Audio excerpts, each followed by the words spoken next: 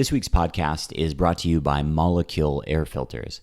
Many people don't realize this, but indoor air quality is almost always worse than outdoor air quality, and that's really counterintuitive for someone like me. I live in the middle of a big city, and I would assume that the air on the street is worse for me than the air in my apartment, but in many cases, that's not true. I have furniture that's off-gassing formaldehyde, there's mold and bacteria, and all kinds of other things that in an enclosed space actually get concentrated. This is why air filtration is so important in big buildings, but also more and more in homes for people who are health conscious. HEPA filters have dominated the industry for decades, but Molecule created a new type of air filter. They have a technology called PECO, P-E-C-O, and essentially it destroys airborne pollutants at the molecular level. So it's a much more thorough filtration system. It's backed by science. They have a lot of research, and it's helping people specifically with asthma, people with allergies, breathing sensitivities, and of course anyone who just wants better air. And so just for Lucas Rockwood Show listeners, you can get 10% off your first order if you go to Molecule, and that's spelled differently. It's MOLEKULE, molecule with a K.com, and use code Rockwood10 at checkout. Thanks so much to Molecule for sponsoring the show.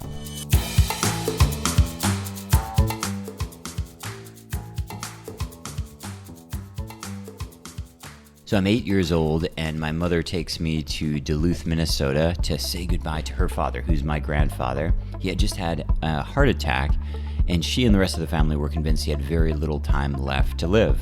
It was a really big moment, as you can imagine, in my childhood, in my youth, and especially for my mother.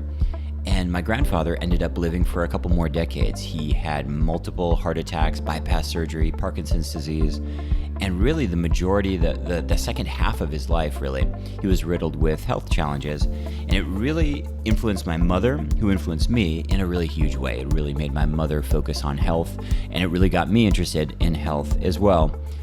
And the reason I bring that up is because in this world, when you look at the things that really change you in your life, I wish that it were the carrots, but it's usually the stick. And what I mean by that is that pain and fear are much bigger drivers of change than any kind of pleasant goal you can imagine in the future. So you can sit there and think, oh, I hope in 2020 I'm the fittest I've ever been. I hope in next year I run my first marathon. I hope next year I wake up with loads of energy. And that's all sounds great, and that's all looks good on an Instagram feed.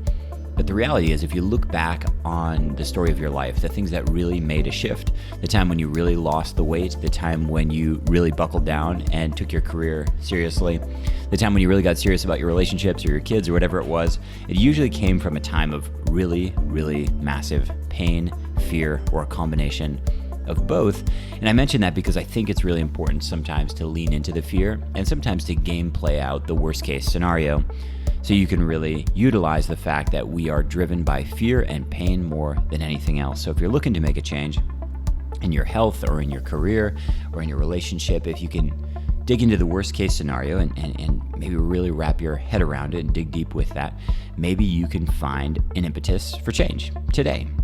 Welcome to the podcast. It's the Lucas Rockwood Show. I'm your host. I'm a yoga teacher. I'm a trainer, a serial entrepreneur, and a father. But first and foremost, I'm a student, and I like to learn things. So I go into the world of health and wellness, personal growth and development, movement and anatomy and physiology, and I bring the most interesting people I can find each week to you on this show, who will hopefully share with you some information and some learning that will help you live a more fulfilled and fulfilling life. On this week's show, we'll be talking to a medical doctor who has focused on heart research specifically, and despite all of our big breakthroughs in medical health, heart disease remains the number one killer. And there's a lot of things that have changed in our understanding of heart disease, a lot of things that remain the same. One of the more interesting things is that a big part of our extended life expectancy these days, which is getting really pretty excitingly high up into the 80s where I'm living, a lot of that is due to heart disease management, meaning people are living longer, but not necessarily better. Longevity and health span are not the same, and I think it's really important that we have a healthful life, not just a really long life. I hope you'll enjoy this show. As always, your questions, comments, feedback, most welcome. Email me, podcast@yogabody.com. If you like the show, the best way to support the show is to share it. Share it with somebody you like, and share it on social media and tag me. It's at Lucas Rockwood. I appreciate you listening. Enjoy.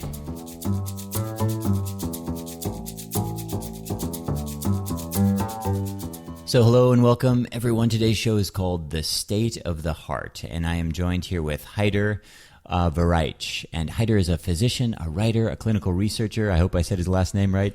He's the author of a new book called State of the Heart, Exploring the History, Science, and Future of Cardiac Disease. We'll be talking about his book today. He writes for the New York Times. He also contributes to The Guardian, The Atlantic, The LA Times, and The Boston Globe. He completed internal medicine and cardiology training at Harvard and Duke University. He's appeared on CNN, Fox, CBS, PBS, and radio shows like Fresh Air, The Diane Rem Show, The Word, Marketplace, and BBC World Service. While you're listening, you can check out his book, The State of the Heart. It's available now on Amazon. It's newly released. Haider, welcome to the show. Thanks, Lucas, for having me on the show, and I look forward to speaking to you and your listeners. Is heart disease still the number one killer? I think it's, people go up and down. They say first it's heart disease, then it's cancer. Does it depend on where you live, or is it still kind of holding that number one slot?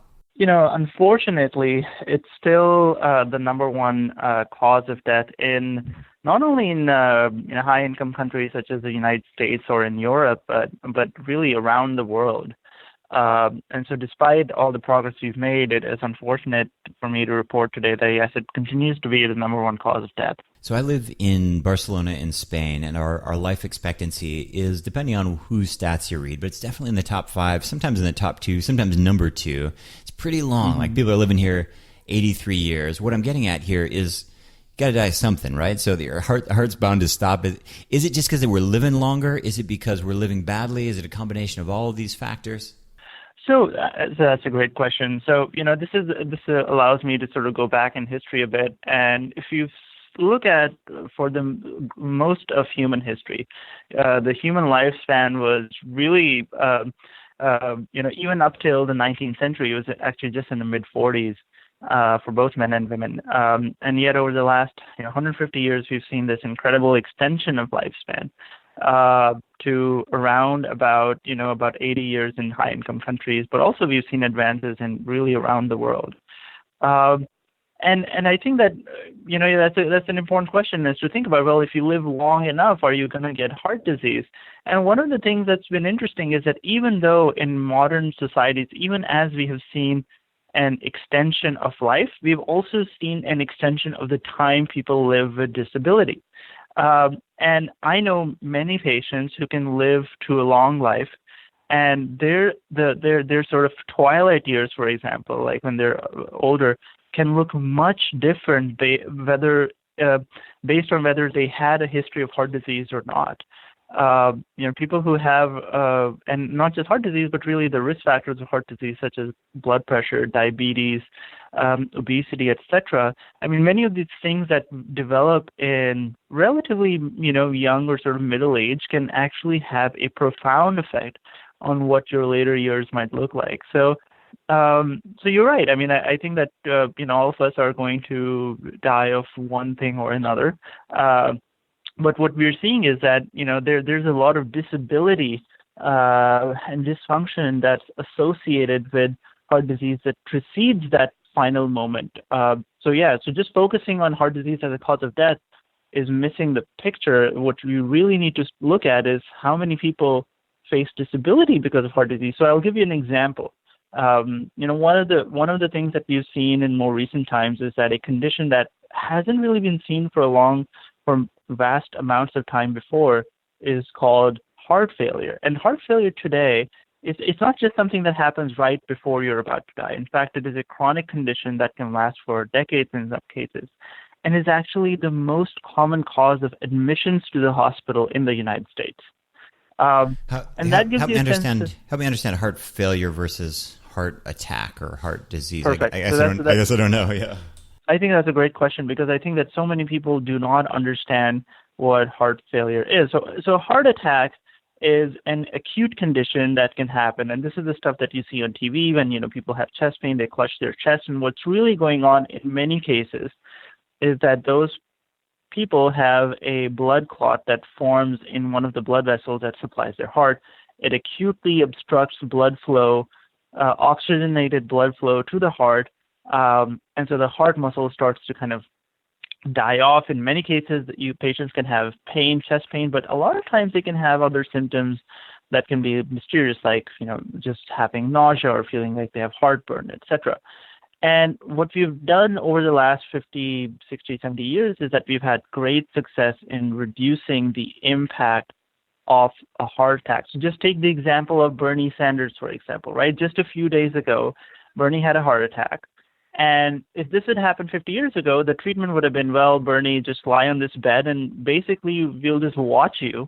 And all this time, more of Bernie's heart is getting damaged from the fact that it's not getting enough blood flow. Now, if you have a heart attack, as Bernie did, you can get both very good medications, but also procedures that can really blunt the effect of a heart attack. It can make it a relatively much more benign thing than what it used to be. It's still something, but it's not what it used to be in previous times. It wasn't a death sentence. And so now what you've seen with Bernie is actually something that's not unique. I mean, he's fairly old. He had a heart attack, and then literally a few days after, he's standing in front of a national audience, debating at the top of his lungs, feeling like nothing's changed. So we've had great progress, and that's one of the reasons why. I mean, people always focus on things like vaccines and nutrition and hygiene as why we have extended our life, but the extension in life that we've seen over the past 60, 70 years, it's almost all of it is because of progress in heart disease, mostly heart attack management. Yep. But now that started to plateau off because now what we're seeing is that many people who survive heart attacks now live long enough. So even though their hearts, which are not, they're not perfect, end up developing other conditions like heart failure. So what is heart failure? That's a great question. Heart failure is basically simply a clinical diagnosis in which the patient's heart is just unable to meet the needs of the patient. And that can manifest in two things. One is the heart pumps oxygenated blood to all of your organs. So oxygen to your brain, to your gut, to your kidneys, etc.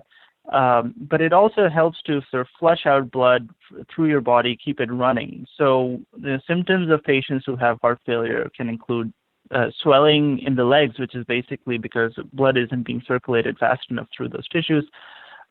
Difficult breathing is probably one of the most common symptoms because basically, there's fluid that sort of seeps into the lungs that causes them to have difficult breathing. People can have fluid in their bellies, in their legs, etc. And it's a condition that can, sometimes last for decades. Some people, but in other cases it can be, but it is inherently a chronic and sort of progressive disorder. We have very few therapies that can totally reverse heart failure. We have therapies that can make it better, that can help you live longer with heart failure, but certainly nothing that's going to get rid of it in a sort of classic way that we think about, for example, like if you have a heart attack, for example. And that's really a modern phenomenon. This is a modern consequence of us just being better at A, helping us live longer, but B, helping us live through what would have been a fatal diagnosis such as a heart attack. So that's really heart failure. And it's not necessarily binary, right? It's not that your heart has failed, but heart failure is an ongoing degenerative function of the heart, which eventually can and does cause death. Is that right? So somebody can be suffering. Absolutely. I think a lot of people, when they hear though that you have heart failure, and this is actually one of the things that I started off the book with, they may feel like, well, it means that your heart has failed. You're and you're done. So say your prayers. But really, it is a journey, and a lot of times that diagnosis of heart failure is the beginning of a difficult journey, which involves patients and doctors and caregivers all kind of working together to help the person who is taking this journey primarily, which is patient. So when I was about 10 years old, which would have been 1988, maybe even a little bit earlier, maybe even 8 years old, 1986, something like that, my grandfather had his first of 3 heart attacks, bypass surgeries, these kinds of things. And so I grew up in sort of the low-fat 80s and 90s, and heart health, it seemed like that was the topic. Everyone was doing cardio. Everyone was eating low-fat. There was never butter in my home. We always had margarine. Saturated fat was the devil. Carbs were king, and cardiovascular was just like front and center. And like everything, oddly, I don't know how health can have trends. It seems like something that should be consistent, but it does. And right now, thinking has really shifted. So all of the conversations in the 80s and 90s revolved around cholesterol, saturated fat, cardiovascular health, 20 minutes of sustained exercise with your heart above 120 minutes. I mean, I could just recite this stuff because all this stuff was drilled into my head from my parents, from my PE class, from my health instructors. And the conversations have really shifted now. And I'm curious, I know a big part of your work and your research is about the history and the future. What about the history did we get wrong? And what about the future do you think we'll hopefully get right? Yeah. So, I think you've captured this sort of topsy-turvy journey of, nutrition as it pertains to heart health quite well. And you're right. I mean, I think that for a long time that we had, so I'll tell you what we know for sure. We know that there is this kind of direct relationship between cholesterol levels in the blood and a higher risk of heart disease. What we're also now learning is that and I think this is the other thing that we know for sure, is that a low carbohydrate, high fat diet is actually very effective at helping people lose weight and has, some other benefits as well. And what we don't, and so clearly if you have, and we know that being obese and being excessively, sort of overweight is definitely bad for the heart. But yet what we're still lacking is, what is the long-term impact of a high-fat, low-carb diet on the health of the heart? We just don't have that information. And because it's not just that, if it were just a high-fat diet that weren't having any other effect, then I would be like, this doesn't sound right. But if it helps people lose weight, then I'm thinking, losing weight is good for you. But high cholesterol, not necessarily. So I think that's where we are kind of stuck right now. We're in, what's called, data-free zone, where I think that we just have to make the most of the information that we have right now. Thanks again to this week's sponsor, Molecule Air Filters, the only air filter that destroys pollutants at the molecular level. They're using this new PECO technology. It's superior to HEPA filters, and this is really important for anyone with allergies, with sinus problems, or anyone who's just concerned about their health. To get a 10% discount on your first order and to learn more about indoor air filtration, go to Molecule, and that's spelled differently, MOLEKULE.com, and use the coupon code ROCKWOOD10 at checkout. Make the most of the information that we have right now. And the fact is that we made so much progress in, some of the things I've already talked about. We've made progress in coming up with new medications. We've come up with new procedures and new ways of doing surgery. It's possible that your, grandfather, if he were alive today, he may have not gotten surgery. He may have gotten either medications to prevent him from getting surgery, or he would have gotten minimally invasive procedures. But what we don't know enough about is what I would say is probably the most important thing, which is what is the impact of what we put in our mouths every day on our health. So what I feel right now, and again, this is I emphasize sort of feel, but also what is my reading of whatever information we have right now, is that I think in the short term, a sort of high-fat diet, if it can help you lose weight, if it is for that purpose alone, if it can help you lose weight, is probably a net good thing, because we know that there are many, many, many effects of having, many bad effects of being overweight.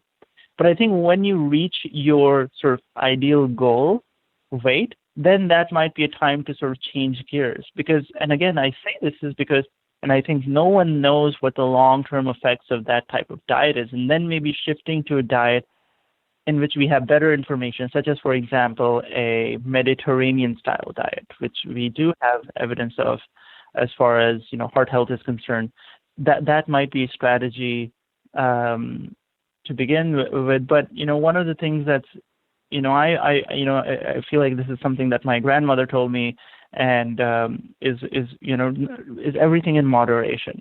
I mean, that's kind of my own goal as well. So I would say that, for example, I had to lose weight, and I went on a sort of high-fat, low-carb diet, and it helped me lose weight for sure. And now that I've kind of reached my goal, now I'm starting to think about, I don't need to, now is the time to sort of rethink what's going to be a more sort of long-term strategy for me.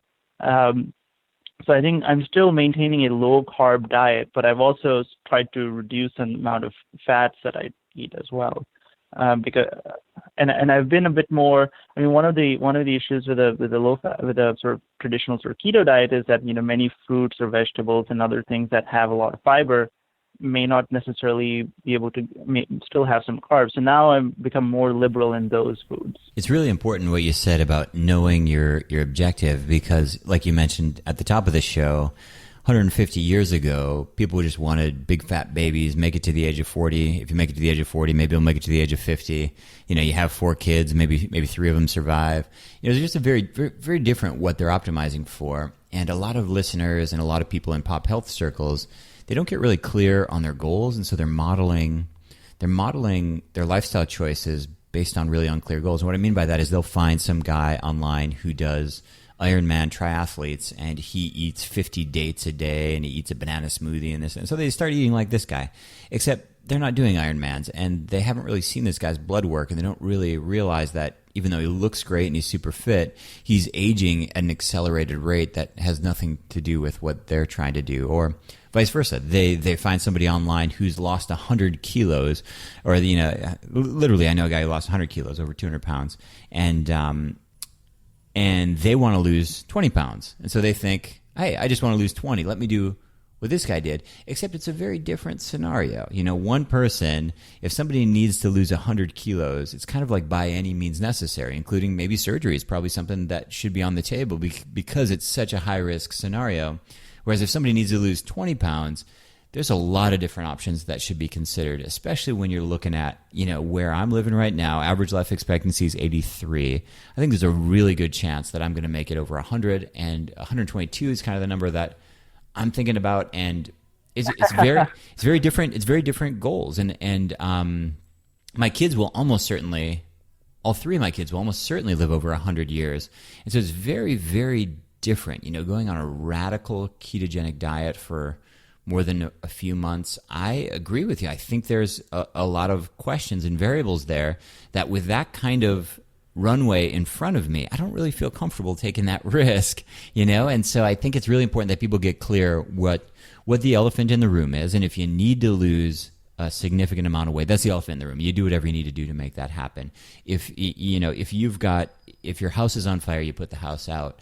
But it's really important that people get clear about their goals and their objectives, or you can start making choices that are based on somebody else's health concerns that don't, or somebody else's health situation that doesn't match yours at all. Yeah, and I think that's such a great point. I mean, I think that's one of the, and everyone's metabolism and everyone's body is different. I mean, you could give 2 people the same type of diet, and one person will be successful on it and the other person won't be. I just think that as far as a ketogenic diet is concerned, and again, this is coming from someone who's used it personally, and certainly it helped me lose weight. And at some point, I actually had to stop because I was losing too much weight. I'm not comfortable being, kind of quote unquote prescribing it, especially for a long-term, as a long-term lifestyle, because I just don't know. And again, I'm happy to share that uncertainty with patients or people I see in clinic, because I feel like that's what they need to know. If anything, what I really worry about are when people are extremely certain about recommendations, when they feel like, oh, you have to do this, you should do this, and that makes me feel like, well, this is not how science works. This is not how the human body works. There's nothing certain. There's so much. As far as human health is concerned, there's so many variables at play. All of us are different, and you just have to, go to, just look at how much variation there is in, how people respond to, putting food in their mouths and in their bodies. Like some people gain weight, some people don't. But I still feel like this is an area where I think that, again, I know this from personal experience, but I know this from having seen patients, and there's some data that suggests that, yes, if you want to lose weight, and if you want to, that for some patients, a ketogenic diet might be very successful in being able to achieve that. But then I think that once that is achieved, and I think then you're focused more on some of the longer term goals, then your advice and your recommendations kind of need to be flexible uh, based on what we know right now.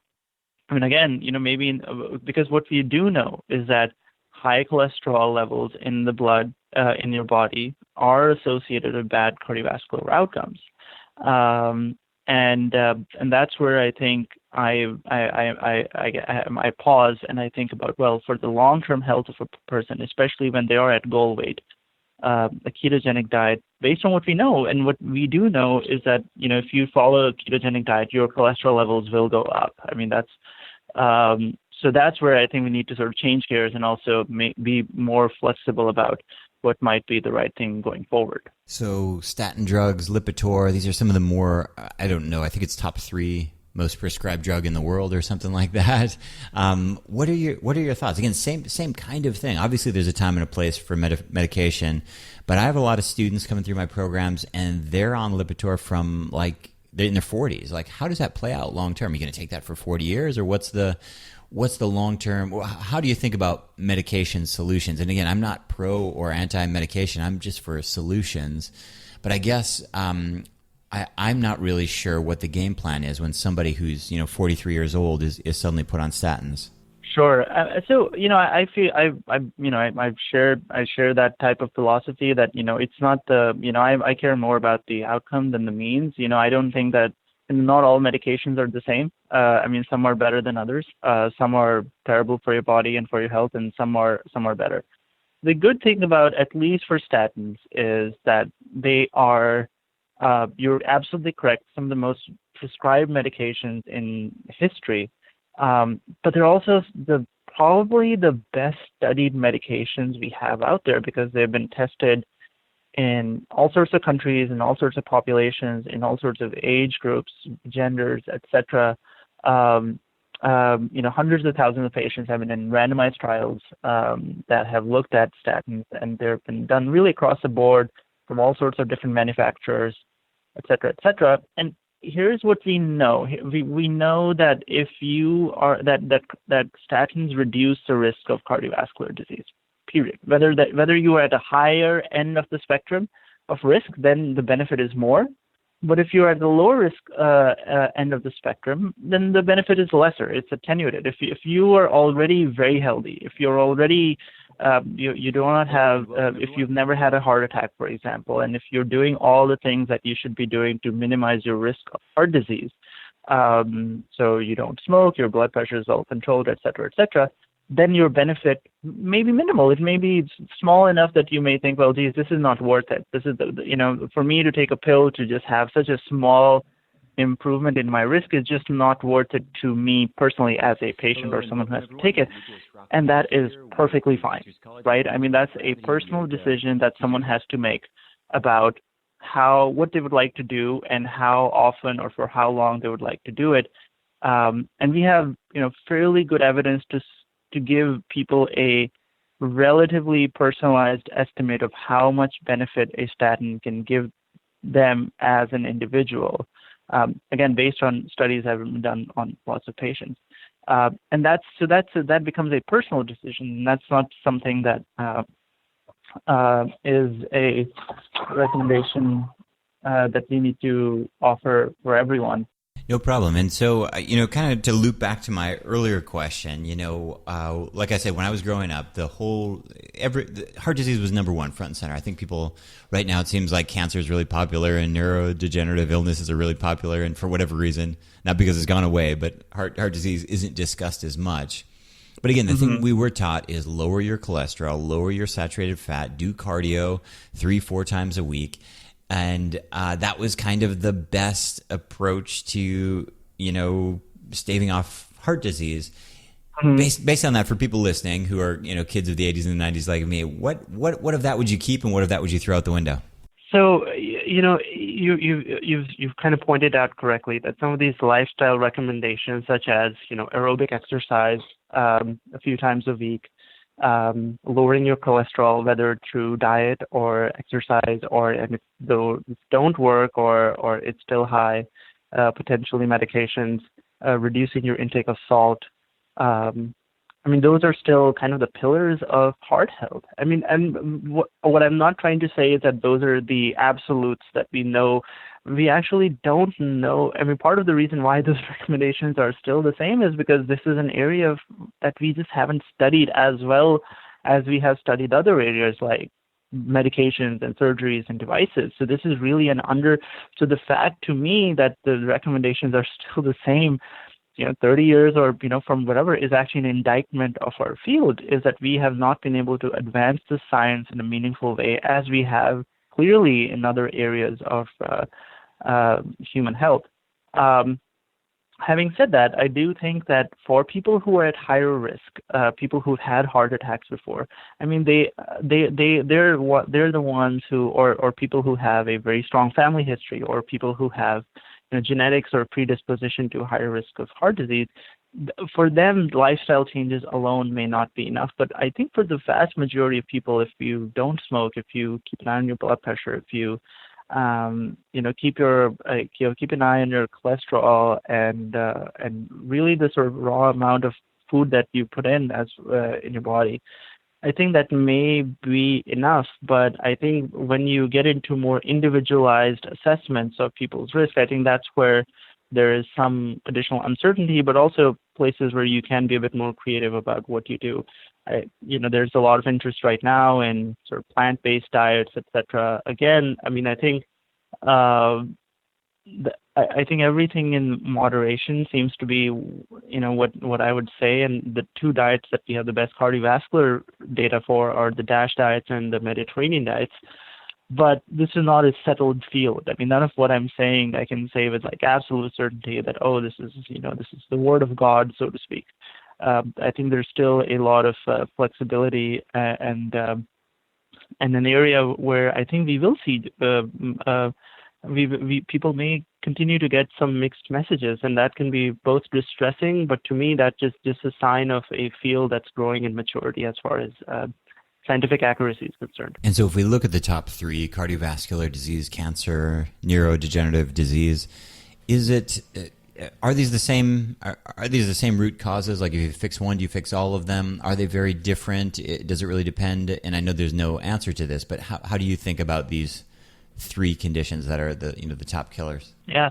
So interestingly, there are some connections that connect all of these three things. So for example, we've talked about cardiovascular disease, but what we also know is that exercise, for example, and again, this is associated with a lower risk of not only getting cancer, but also there's an association.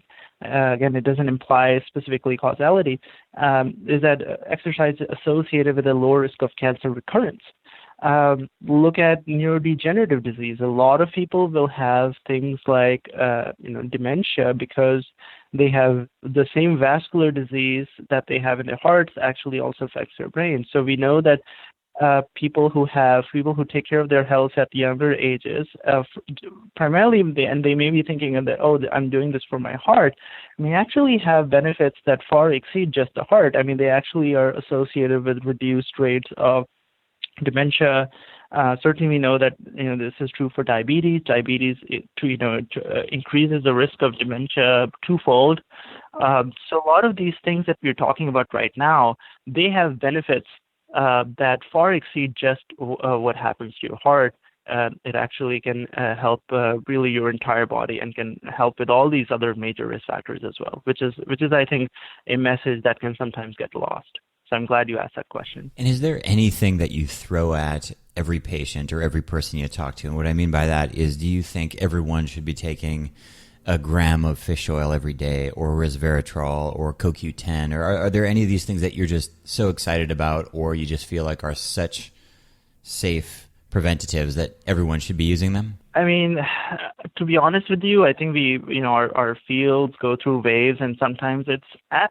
Give everyone aspirin, and then when you study it, you realize, it may not be good for everything. I think the same thing is true with statins as well. I think statins are great but again, not for everyone. It's all, in the end, it's just going to be about what is an individual person's risk, what is the individual person's preference, and then coming up with a sort of way of care that kind of works with not only their hearts but also their minds, something that they can sustain for a long period of time. I think that's the other part that gets lost, is that, many of these things you have to think about. You have to just take a very wide view, as you've already mentioned. I mean, for some people, the right thing to do might be a statin for life, and that's something that we need to keep in mind as we have these conversations with patients.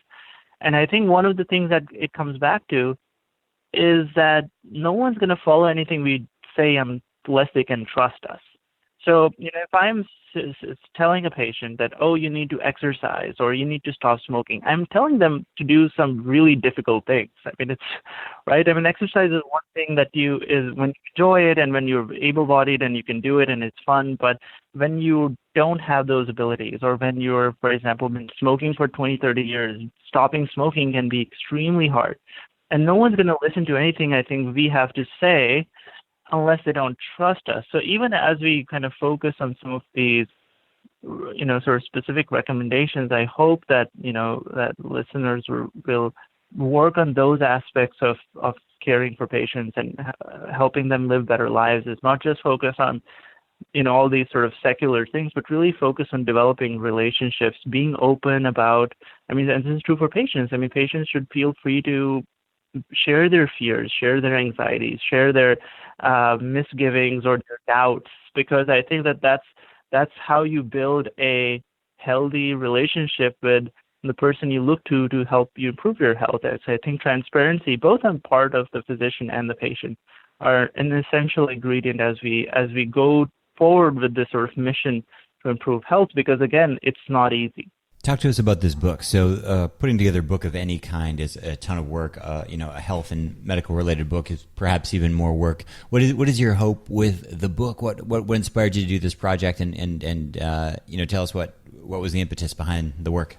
So, Lucas, as you've already kind of mentioned, heart disease is still the number one cause of disease, and yet if you read a magazine or if you watch TV, there's very little space for heart disease in our culture and in our literature. And what I really wanted to do was to sensitize people to that idea. This really was, heart health is still, and heart disease is still very much the number one cause of death and disability. But also to empower people that it isn't a black box, that they can, in fact, learn about their bodies, learn about what the history of something as simple as statins are, but also how they can evaluate the information around them. So, what's often in a sense of, many books will try and tell people, or they give them this magic formula, oh, do this or do that. But I wanted to take a step beyond. I wanted people to actually be able to have the sense that they're armed with information, not just about facts, but also how to evaluate information. How to sort of, if you read something, how do you get a sense of, is this credible? Is this something that's, what are the sort of implications of something like this? Can I trust this source of information? And also giving them some basic understanding of how researchers perform, so that they can get a sense of, oh, is this study able to make a claim about causality? Or it cannot, based on how it's been performed. But really just to excite people about the history of the heart, which is, and also what that history can inform us about where we might be headed. So that's kind of how I came to write this book, and I really hope that anyone who reads it, I'm pretty certain that not only will they find really interesting stories about science, about the human condition, about some of the many patients I've taken care of, but also get a sense of familiarity with their own bodies and take ownership of their bodies in a way that perhaps that knowledge will help them be more connected to with. So Haider, we'll send people over to Amazon. Again, the name of the book is The State of the Heart. Is there any other place where you'd like to send people? Are you on social, or is that the best place to connect on Amazon? So certainly I'm also on Twitter, and my Twitter handle is my first name, Haider, and my last name, Warraich, so Haider. Last name is Warraich, Warraich. And if people have any additional questions, I'm happy to engage with them on social media. I think it's a great way to sort of keep the conversation going about what all of us can do, and certainly I have a lot to learn. We all, as physicians, we have textbooks and all these other resources, but in the end, our greatest teachers are always the people, I don't like using the word patient, but it really is the people that we sort of help in their journey to achieve good health. So please find me either on Twitter or read my book and let me know what you think. If you've heard about our Yoga Trapeze teacher training course that we've been now hosting in 5 different countries and of course in our home base in Barcelona, but you've been unable to come join us, I'm excited to announce our first ever online version of the course. We're doing an academic version with at-home study, at-home practice, with an option to join us in the future if you'd like. But if you can't join us in the future, or if you'd just like to do the at-home version, we're really excited. We've got a great group of people already joined the course, and it kicks off very, very soon here. To learn about how the course works and for full information, go to yogateacherscollege.com, and on the top navigation you'll see trainings, and click on calendar and you'll see a link to the course there. It's our online Yoga Trapeze teacher training course. It's a 25-hour Yoga Alliance continuing education course. We're super excited. This week's nutritional tip is in response to a listener question. Listener Robert says, Lucas, I recently traveled to your part of the world. I was in the Mediterranean, specifically in Italy and France and Spain, and I found that they were always using garlic, and it really doesn't make me feel good. I can't explain it exactly, but I just feel unsettled, and it feels like my food is not digesting well. Nothing that I can really pinpoint. I just don't feel good. Why am I having this reaction to garlic? So lots of people react to garlic, and there's a couple of different reasons. First of all, garlic and onion, in terms of energetically, they can be stimulating, specifically garlic, especially raw garlic. And so like where I live, it's not uncommon to have pan con tomate, which is bread with tomato, where they'll take a clove of raw garlic and rub it all over the bread. And this is like a breakfast food sometimes, actually, and super delicious, but leaves you sort of smelling up the whole room, and more concerning, it makes you feel kind of jittery. That raw garlic really affects your nervous system. But in terms of the digestive stuff, there's a type of sugar in these allium vegetables, these plants, the onion garlic family, and they're called fructans. And fructans is a type of sugar that a lot of people react to, and you can have trouble digesting it. And probably, my guess, Robert, is it's just a quantity thing. So probably, from what I understand, you're in North America. If you're in North America, you're probably getting garlic on a regular basis, but much, much smaller amounts. Whereas in the Mediterranean, especially where I live in Spain, heavy doses of garlic are very, very common. In fact, we even have a sauce called oli oli, which is just olive oil and garlic spread all over everything, which is just gobs and gobs of garlic, which would affect just about anybody. So it could be dose specific. It could also be raw versus cooked. So a lot of people do just fine with cooked garlic, but not with raw garlic. And it could also just be you. And so more and more people recently have become aware of their garlic aversion as garlic gets used. Garlic is a really great cooking ingredient, but it's pretty crude. And so generally speaking, when you're in the kitchen, I spent many years owning and operating restaurants, it's kind of a crude trick to throw garlic and onion and olive oil and salt. It can kind of make anything taste delicious. Those are just go-tos. If you had to pick, olive oil, salt, and garlic, you can really make just about anything taste good. And so it's kind of a chef's trick to throw those into anything, especially bland, boring foods, soups and beans and old boring stews and things like that. You can really bring to life with that kind of umami, savory flavor. And so this is what happens in a lot of kitchens. If you react to it, it's a really challenging thing depending on where you are. This question is really relevant because where I live, it's pretty much impossible not to eat garlic. And I have 3 friends right now, all of whom are totally against garlic, makes them feel terrible. And there's just no way around it. It's harder than trying to be gluten-free is trying to be garlic-free, because in Spain, garlic shows up in just about every single thing. So my biggest suggestion would be maybe test your sensitivity, see how it is. But I wouldn't totally write off garlic completely. I would play around with raw versus cooked, and I'd play around with quantity. My guess is it might be dose specific. Hope that's helpful. We've got a question from listener Tugi this week. Tugi says, I've been listening to your show for over 2 years, find it very inspirational and thought-provoking. I've been wondering over the years about how healthy meal prep really is given rise in popularity and would really appreciate if you can shed some light on it. In order to eat healthfully and know what is in our food, we cook our meals and pack our lunches at our home since we don't have time to cook everything from scratch.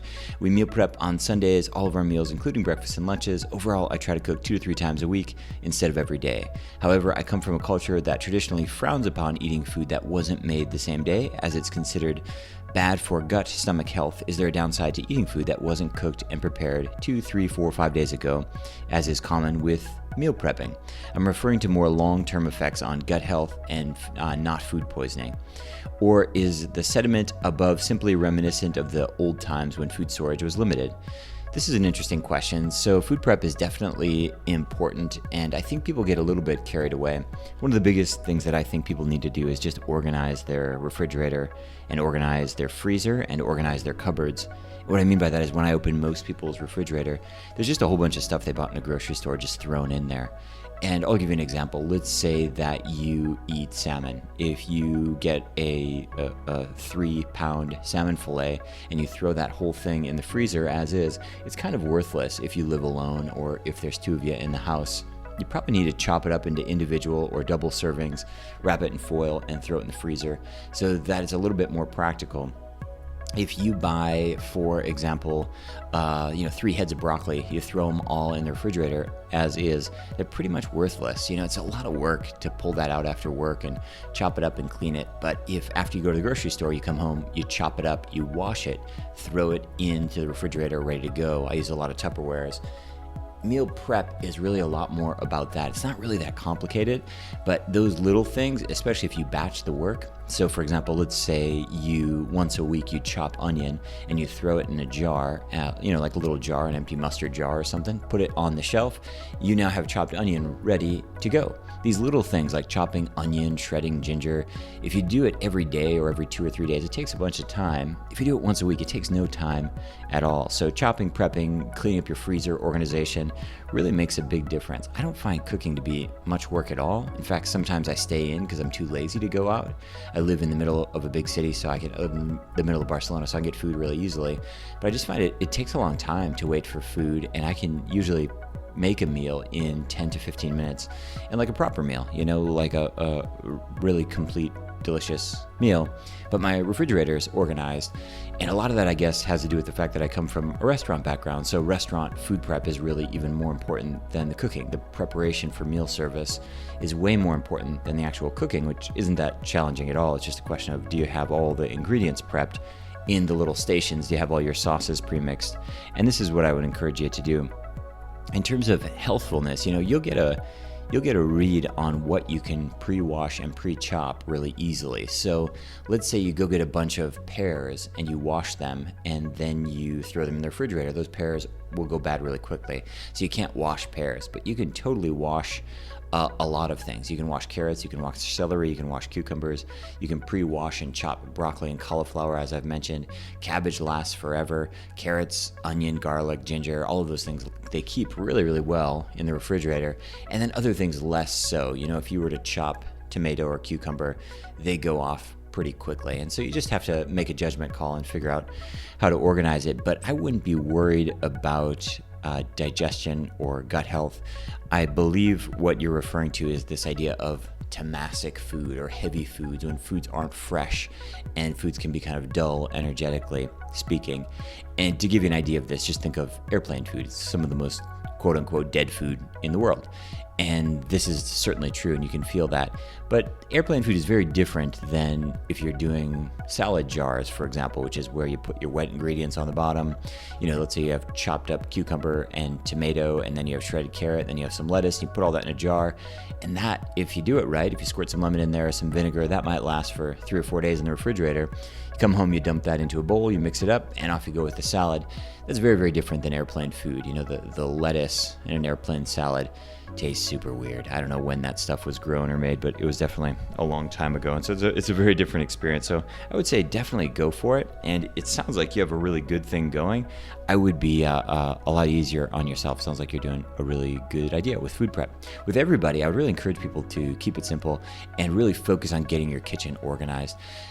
when people tell me they hate cooking, it's always a little confusing to me. I don't know what the alternative is. You sort of like saying you hate laundry or something. That's fine, but like you kind of need to clean your clothes. If you hate cooking, you still need to feed yourself. It's a really bad idea to put someone else in charge of your food, unless that someone else is a private chef or somebody who can really take good care of you. And so I would encourage you to get some basic organizational skills. It's really, when I look at most people's refrigerator, it's gross. There's weird stuff in there from 3 years ago. There's moldy sauces. Nothing looks appetizing. And, a healthy refrigerator should have, at the very most, every 3 weeks, a full churn. Like everything goes. And again, a lot of this comes from my background in the restaurant, but this was the process. Everything goes, everything churns, everything's gone. And you don't buy stuff you don't eat. You don't put stuff in there you're not gonna use. And it's very efficient, and it's also pretty simple once you get into it. If you're not getting groceries delivered, I would encourage everybody to look into it. It's low or no cost these days, and it can just save you a whole bunch of time. That saved grocery list is really it's really a game changer, just because most of us eat mostly the same things most of the time. You can use your pre-saved grocery list and then add 10 or 15 items or whatever it is, and that extra bit of time, again, really makes a big difference. So hope that's helpful. Keep going with the food prep. Let us know what ideas you come up with. This week's iTunes review is by Meggles1989 from USA. Meggles1989 says, "First, I would like to thank you, Lucas, for all the quality information that you share with your listeners. More to the point, I was finally compelled to leave a review after the wonderful results I've experienced in starting the intermittent fasting schedule you suggested in episode 299. I've lost 8 pounds in 2 weeks. I also started watching my carbs and increasing my protein, and I do at least 20 to 45 minutes of yoga every day. I really appreciate what you're doing and how you're doing it. Thanks again." Thank you, Meggles1989. You have won the Yoga Trapeze. Email us at podcast@yogabody.com and we'll ship it to you. If you're a regular Yoga Talk Show listener, you'll definitely want to get on my email list. Go to yogabody.com/sign me up. When you enter your email address there, we always have free giveaways every month, yoga straps, water bottles, discounts in our shop, and all kinds of other things. When you sign up at yogabody.com/sign me up, I'll send you just one email a week with updates about the show, special offers, new courses, and valuable information that I think you'll find useful. So go to yogabody.com/sign me up to claim your free prize now.